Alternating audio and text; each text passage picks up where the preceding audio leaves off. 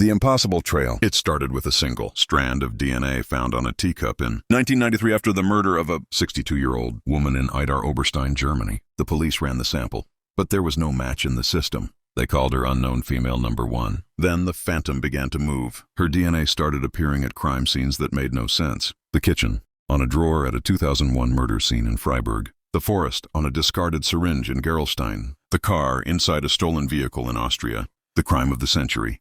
On April 25, 2007, a young police officer named Michelle Kieswetter was shot in the head while eating lunch in her patrol car in Heilbronn. When investigators swept the car, there she was again, the phantom, the super predator. By 2008, the German police were losing their minds. They had linked this one woman to 6 murders and over 30 other crimes, including robberies and burglaries across 3 different countries. She was the ultimate criminal. She could crack a safe in France one night and commit a brutal murder in a German forest the next.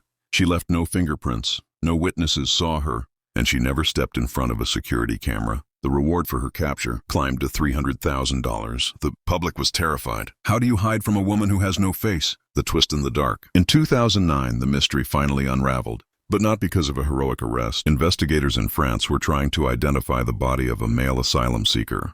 They took his DNA, and when the results came back, they were stunned. It was a match for the female phantom. Wait. How could a dead man have the DNA of a female serial killer? The detectives looked at the tools in their hands. They realized that the DNA wasn't coming from the criminals. It was coming from the cotton swabs they used to collect the evidence. The real phantom, the woman without a face, wasn't a cold-blooded killer. She was a middle-aged woman working in a medical supplies factory in Austria. She was a factory worker whose job was to package the sterile swabs, because the swabs were sterilized to kill bacteria but not treated to remove human DNA. Tiny fragments of her skin cells or breath had been hitching a ride on every sterile kit sent to police departments across Europe for 16 years. The scariest part. For nearly 2 decades, the greatest criminal mastermind in European history didn't even know she was a suspect. She was just going to work, while hundreds of detectives chased her ghost across international borders. The phantom was finally laid to rest. But the case of Michelle Kieswetter remained a dark reality. Without the distraction of the DNA, police eventually linked the officer's death to a far-right extremist group, a real monster that had been hiding in the shadow of a mistake.